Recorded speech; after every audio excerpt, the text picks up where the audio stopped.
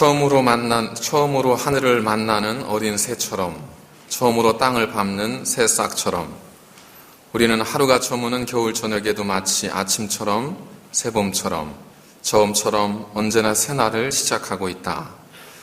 산다는 것은 수많은 처음을 만들어가는 끊임없는 시작입니다. 올해 1월 작고하신 그 신영복 교수님의 처음처럼이라고 하는 에세이집에 나오는 첫 번째 에세이의 내용입니다. 우리는 처음을 그리워하고 처음에 대한 향수를 가지고 있습니다. 처음처럼 되고 싶어하고 때로는 언젠가는 처음으로 돌아갔으면 하는 마음도 갖게 됩니다. 그 이유는 처음이 마냥 좋기 때문이거나 처음이 정말 나에게 위대했기 때문이거나 그런 뜻이라기보다는 처음이 주는 의미, 처음의 어떤 신선함, 그 순수함, 그리고 뜨거운 마음, 이것들이 있기 때문이 아닐까 싶습니다. 하지만 처음처럼 어설픈 것도 사실은 없죠. 그래서 우리가 뭔가를 새롭게 시작했던 처음을 되돌이켜보면 참 어색하고 좀 어눌했던 기억들이 있습니다. 그러나 그런 어색함 속에서도 그때는 참 내가 이랬었지 라고 할 수 있는 순수함과 뜨거움이 있기에 사람들은 처음처럼 살고 싶어 하는 것 같습니다. 바울은 그의 마음속에 디모데를 품고 있었는데 이 디모데를 생각하면 바울은 기분이 좋아지고 기뻐졌습니다. 성경에 기록된 대로 이 디모데는 굉장히 거짓이 없는 믿음을 가졌던 진실한 그리스도인이었고 그는 어린 나이에 하나님의 사역자로 부름받을 수 있을 만큼 뛰어남을 가지고 있는 사람이었습니다. 저희들도 우리가 어려울 때 생각난 어떤 분이 있지 않습니까? 그분을 생각하면 괜히 힘이 되고 그분을 떠올리면 위로가 되고 마음의 평화가 찾아오고 나도 그분처럼 하고 싶고 나도 그분처럼 될 수 있을 것 같고 하는 그러한 어떤 우리를 기쁘게 하고 우리를 새 힘 주는 그러한 존재가 있기 마련인데 바울은 이 디모데를 생각하면서 그런 마음을 가졌습니다.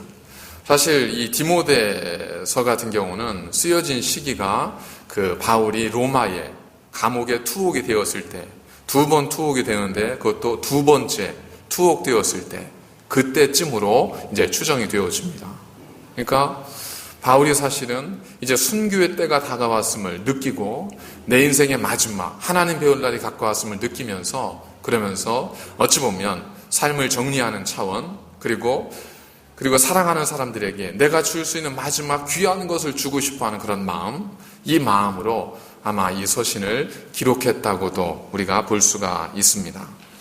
그런 이 바울의 마음속에 디모데를 생각하면 기쁨도 있지만 한편으로는 안타까움이 또한 있었습니다.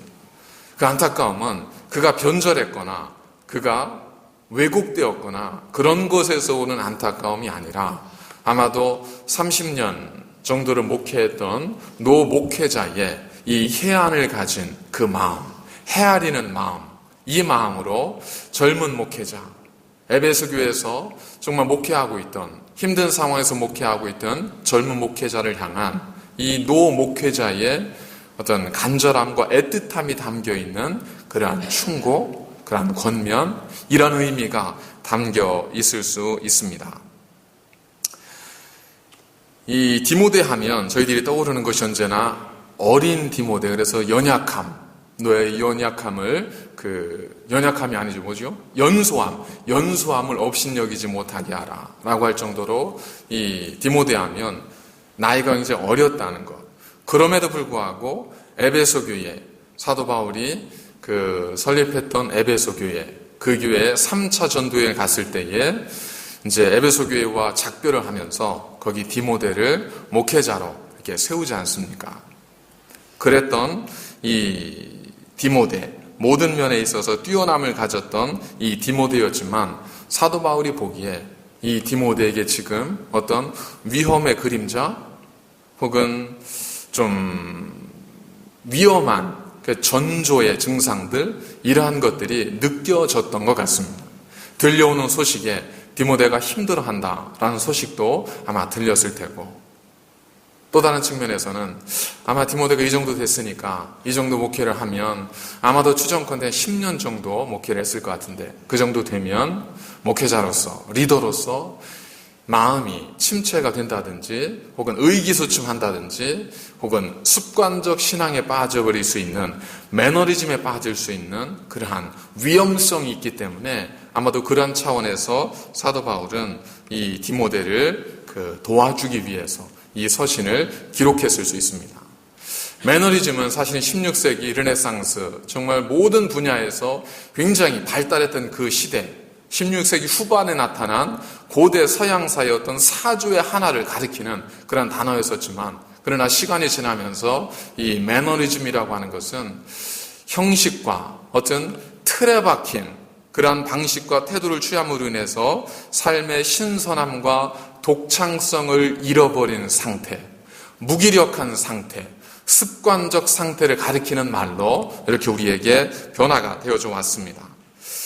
그래서 우리가 매너리즘에 빠진다 하는 것은 삶의 의욕도 없고 소망도 없고 삶의 꿈도 없고 의미도 없는 것 같고 일종의 어떤 그 우울감, 이런 것들과도 비슷하죠.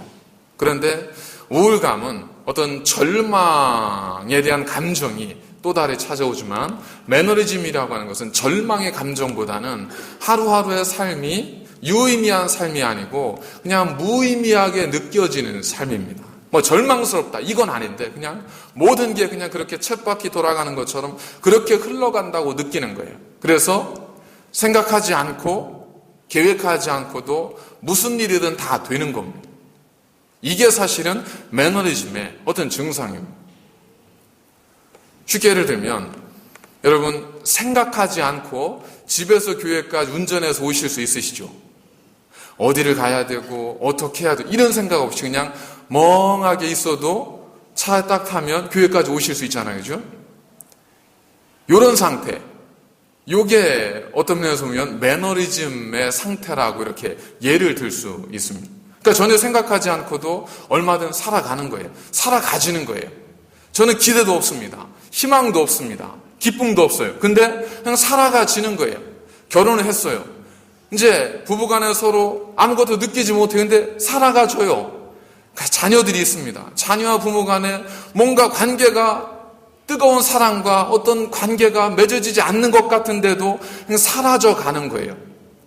보면은 멍하게 있지만 그래도 하루하루 사는 데는 문제 없는 겁니다.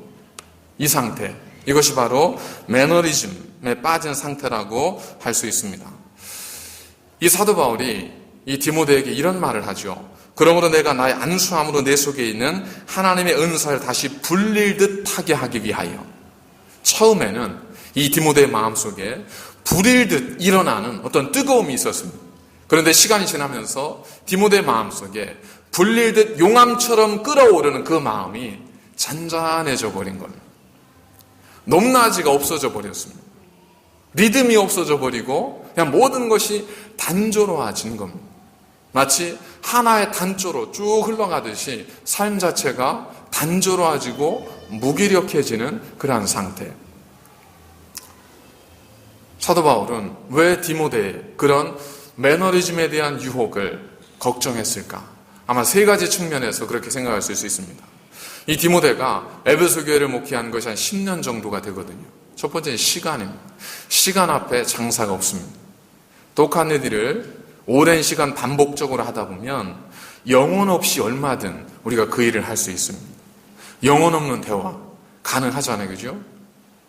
별로 의미 없이 대답한 것 같은데 나중에 물어보면 또 알아요. 왜 그래요? 이 시간이 주는 이런 어떤 힘이 있습니다. 그리고 시간이 주는 어떤 영향력이 있는데 우리를 굉장히 습관에 빠지도록 만들 수 있는 그런 부분이 있다는 겁니다. 오랜 시간을 함께하면 처음에는 너무 기쁘고 뜨겁고 마음이 뜨거웠는데 시간이 계속 되면서 그 마음이 무디어지고 그냥 잔잔한 호수같이 살아가게 되는 거죠. 두 번째는 바로 그 환경입니다. 디모데는 정말 최선을 다했고 열심히 목회했습니다. 그런데 그 주변에 벌어지는 일들을 가만히 보니까 자기의 스승인 바울은 감옥에 갇혔습니다. 이제 바울이 살아나올 수 있다는 것은 생각하기 어려운 지경이 되었습니다. 또한 주변을 둘러보니까 이 정도 열심히 일을 했으면 그러면 어떤 하나님의 교회가 온전히 세워지고 복음의 능력이 나타나야 될 것 같이 여겨지는데 그건 좀 나중의 일이긴 하지만 요한계시록에 가보면 사도 요한이 에베소 교회를 향한 어떤 책망, 주님의 책망을 전하지 않습니다. 책망이 뭐였었냐면 너희가 처음 사랑을 잃었다는 거예요. 에베소 교회가 처음에 뜨거웠던 사랑이 있었습니다. 그런데 시간이 지나면서 이 사랑이 식어져 가는 거예요. 세 번째, 그것을 바라보는 이 목회자로서의 어떤 변화에 대한 마음, 이것이 이 디모데로 하여금 매너리즘에 빠질 수 있게 했다는 겁니다. 저희들이 특별히 지도자로 서게 되면 지도자에게 가장 영향을 끼치는 것은 그가 가지고 있는 지식도 그가 가지고 있는 능력도 그 어떤 것도 아니고 결국 그와 함께하는 사람들의 삶의 변화입니다. 우리 목장을 이끌어 가시는 목자분들께서는 그런 것들을 느끼시잖아요. 목장 예배를 드리고 함께 소그룹으로 말씀을 나누는데 어떤 분이 목장 안에서 하나님의 은혜를 경험하고 삶의 나눔을 통해서 기쁨을 고백하고 이렇게 되면 목자로서 정말 뿌듯함과 말할 수 없는 기쁨이 있지 않습니까? 그런데 어제가 오늘처럼 오늘이 내일처럼 내일도 어제인 것처럼 그렇게 눈은 떴는데 듣는지 안 듣는지 모르는 것 같고 안 들은 것 같은데 나중에 물어보면 다 알긴 아는 것 같고 굉장히 애매한 상태에 있잖아요. 그죠? 살았지만 사는 것 같지 않고 죽은 것 같은데도 살아있고 그래서 사대교회를 향해 너희가 살았다는 이름 가졌으나 죽은 교회다. 매너리즘에 빠진 교회입니다. 라우디게를 향해서 너희가 차지도 더럽지도 않다. 매너리즘에 빠진 교회입니다. 이런 교회의 특징은 살아있는 것 같은데 살아있다고 보기에는 애매해요. 그래서 죽었다고 말하기에는 또 숨을 쉬니까 그것도 애매한 거예요. 그러나 살아있는 교회, 생명 있는 교회는 어떻습니까? 변화가 느껴지지 않습니다. 서로 간의 삶에 변화되어지는 것이 느껴지고 고백되어지는 그러한 교회, 그러한 모임이 살아있는 모임입니다. 디모데 같은 경우는 그러한 10년의 시간을 목회하면서 어떤 성도들의 교우들의 삶의 변화 그리고 하나님의 교회의 온전함의 측면에서 괄목할 만한 어떤 변화를 경험치 못했다든지 아니면 스스로 채움이 없이 계속해서 부어줌만 있었다든지 했을 때에 결국 매너리즘에 형식적, 습관적 신앙주의에 빠져버릴 수 있었는데 시기적으로 바로 그 디모데의 시기가 그러했던 시기였기 때문에 사도 바울이 그를 향해서 권면과 위로의 편지를 썼다는 겁니다. 그러므로 내가 나의 안수함으로 내 속에 있는 하나님의 은사를 다시 불릴 듯 하게 하기 위하여 너로 생각하게 하노니. 그런 매너리즘에 빠진 디모데를 향해서 사도 바울이 주는 해결책은 뭐였었냐면 그런 내 속에 있는 하나님의 은사를 다시 불릴 듯 하게 하기 위하여 내가 너로 생각하게 하노니. 생각하라는 것. 생각하고 변화하라는 것. 생각하며 사십시오. 그러지 않으면 사는 대로 생각하게 됩니다. 라는 말이 있지 않습니까? 우리가 생각하지 않으면 우리가 사는 대로 그냥 생각하게 되어져 버립니다. 그건 뭐냐면 내가 삶을 주도하는 인생이 되는 것이 아니라 삶에 이끌려서 그냥 끌려가는 인생이 되고 만다는 겁니다. 이것을 뇌과학에서는 이렇게 설명을 합니다. 카이스트의 김대식 교수라고 하는 분이 이 매너리즘을 이 뇌과학의 측면에 이렇게 설명을 했습니다. 우리의 뇌는 이제 감각을 통해서 오감을 통해서 받아들인 정보를 뇌가 받아들여서 그것을 해석해서 몸으로 다 다시 보내지 않습니까?